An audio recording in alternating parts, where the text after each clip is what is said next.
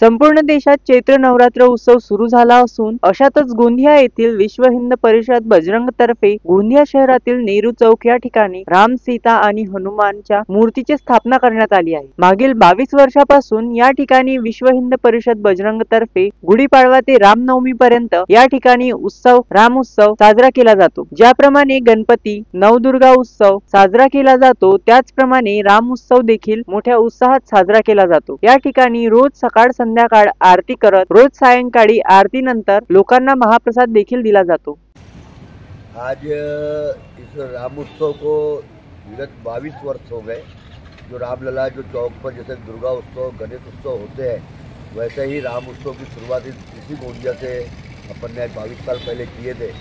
भगवान राम को जोड़ना, राम सबके है, सब में राम, और राम का एक वातावरण बच्चों से लेकर बूढ़ों तक में होना चाहिए।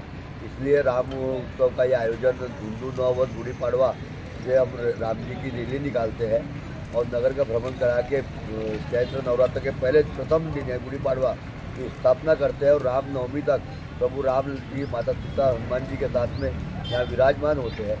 सर्व समाज को साथ में लेकर राम के समय यहाँ प्रतिदिन आरती, प्रभु की भव्य आरती होती है। इसमें भगवान राम की आरती होती है, भारत माता की आरती होती है, हनुमान जी महाराज की आरती होती है।